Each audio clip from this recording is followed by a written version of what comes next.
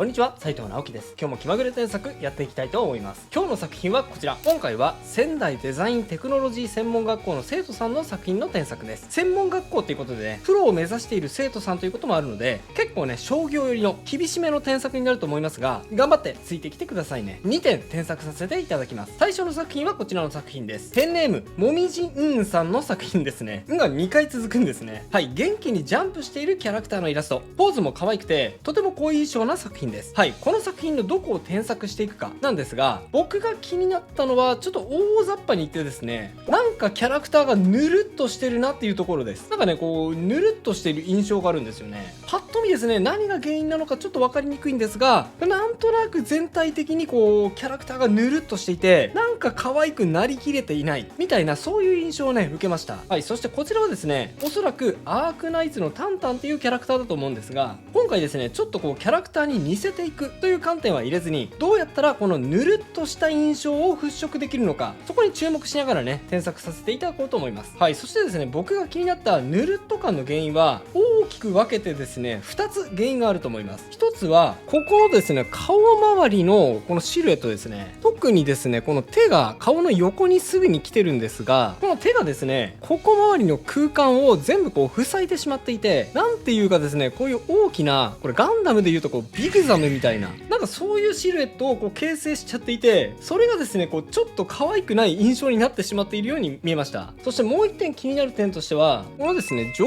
半身がちょっと大きいかなという点です。これはですね、絵柄にもよるので、一概にね、こう小さい方がいいっていう風にはもう絶対には言い切れないんですが、ただですね、このキャラクターってそこまでこう体ががっしりして大きい印象はないので、もうちょっとね、こう細身にして、少しね、こう上半身は小さくてもいいんじゃないかと思ったんですね。はい、この2点を修正してどう見えるのか、早速ねやってみましょう。まずはこうです。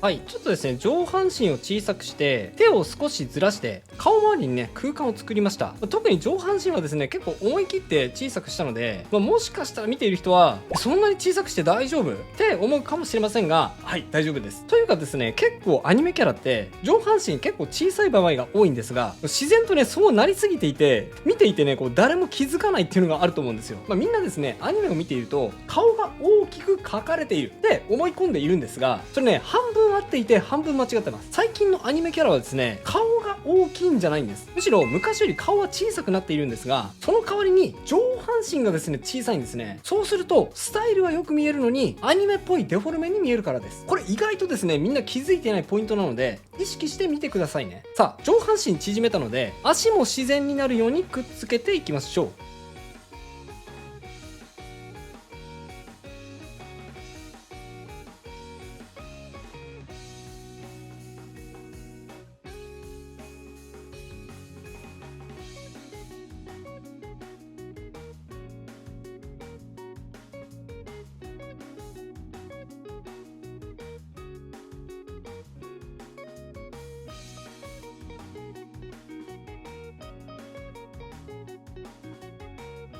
はい、ちょっとですね、無理やり後ろに反らせた体勢を少しだけ和らげました。元のポーズの方がね、こうダイナミックな感じがするので、動きを一番に重視するなら元のポーズの方がいいんですが、結構ね、一枚絵の場合、ダイナミックにしすぎると、それはそれでね、キャラクターの可愛さが目減りしちゃうこともあるので、その辺はですね、うまく加減してみてください。はい、そしてこの尻尾なんですが、尻尾もですね、足のシルエットに重なってしまっていて、なんとなくもったいないような感じがしてますね。さっきは言いませんでしたが、これもですね、全体の印象をぬるっとさせている原因の一つだと思います。ちょっと直してみます。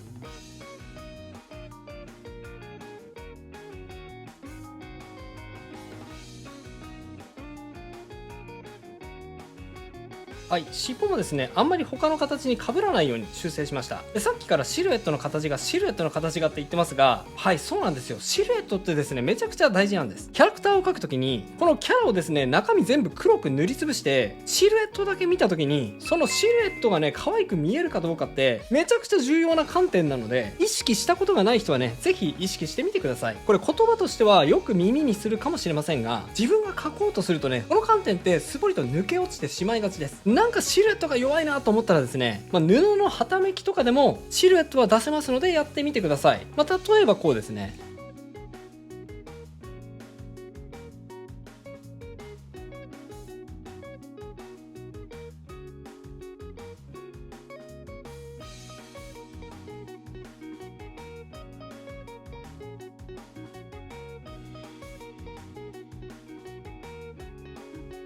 はい、こんな感じ。添削前はね、こう、ぬるーっと一つながりになってしまっていましたが、こんな風にですね、カクッとこう出すだけでも、シルエットの面白みを追加することができるので、これね、ぜひ利用してみてください。あと、シルエットで言うと、ここかな。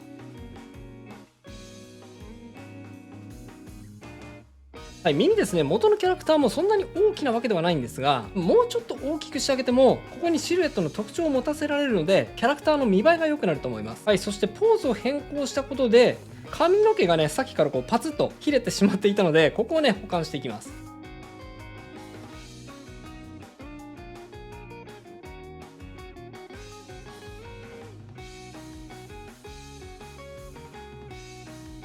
はい、こんな感じです。はい、ごめんなさい。元のタンタンちゃんは、もうちょっと髪の毛長いのかな。ただね、今回は、似せるっていう目的はあんまり入れずにやっているので、許してください。おそらくですね、もっと似せたい場合には、この前髪がね、結構ポイントになりそうです。前髪ですね、今、おでこの上で、こう、パツンと切れてしまっているんですが、元のキャラクターはですね、ここまでおでこ見えていないので、ここをですね、こういう風にこう、もっと伸ばすことで、結構ね、元のキャラクターの印象に近づけられると思います。ここがですね、一番こう似てない原因かもしれないですね。はい、今回はこのままいきます。あと背景についてなんですが、背景もですね、さっき指摘した顔周りのシルエットがごちゃっと集まっている問題に対して、ちょっとですね、葉っぱの色が結構濃くて、ここがキャラクターとこう同化しているように見えてしまっているので、単純にですね、背景の葉っぱを薄くすることで、キャラクターのシルエットと分けていこうと思います。こうです。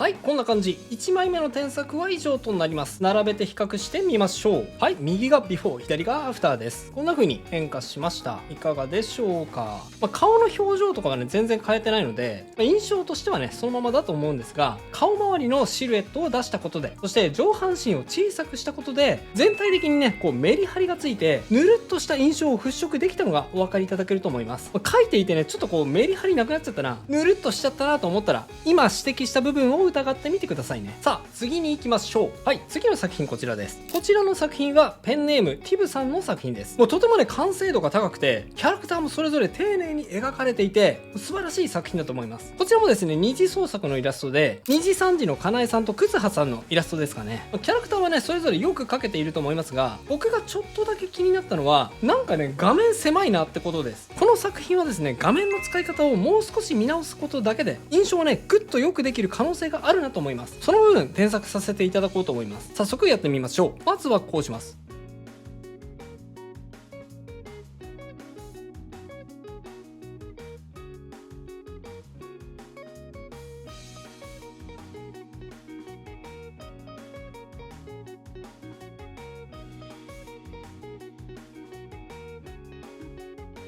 はい、キャラをちょっと斜めにしつつ、もう少しだけね、小さくしました。というのはですね、結構キャラクターがギリギリ画面に収まるようなバランスで描かれていたので、この左側の手とかがね、かなりこうギリギリに収まってしまっていたんですよね。これが窮屈な感じがしました。絵の状況が水に浮かんでいて、自由でね、こうゆったりとした雰囲気なので、もうちょっとですね、構図もゆとりを持たせて、こんな風にね、隙間を空けてあげた方がいいような気がしました。はい、そしてポーズを直したことによって、この赤い糸がね、途切れてしまったので、もう一度結び直してあげましょうか。こうです。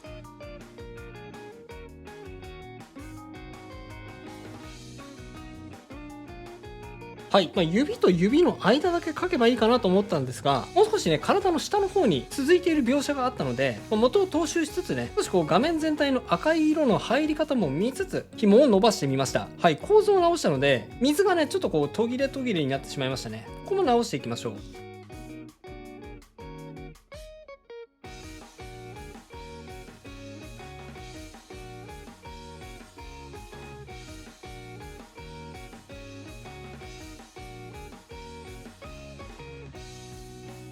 はい、こんな感じ。あとですね、最初の絵をよく見てみると、この左側の端っこにね、金属の歯車が描かれていますね。これものすごい端っこに描かれていますが、意外とですね、この絵を構成する大事な要素だと思いますので、描くならもう少し主張した方がいいと思います。ちょっとね、丁寧に描くと時間がかかってしまいますので、雰囲気だけね、歯車描き足してみます。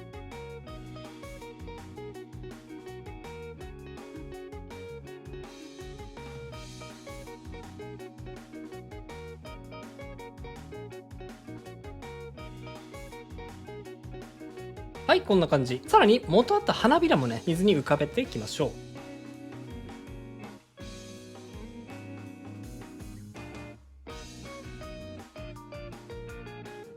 はい、こんな感じで、ここ大事なんですが、キャラクターにしっかりと影を描き入れていきましょう。影をねこう真下に置くことによって水深が浅い浅瀬でね浮かんでいることを表現できます。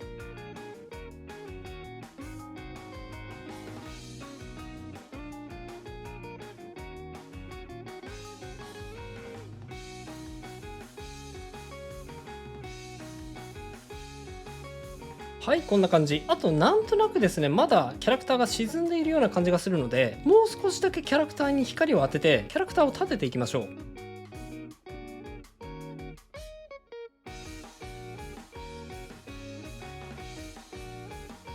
はい、一旦目を明るくしました。さらに髪の毛の一部もちょっとね明るくしてあげてもいいかもしれません。こうです。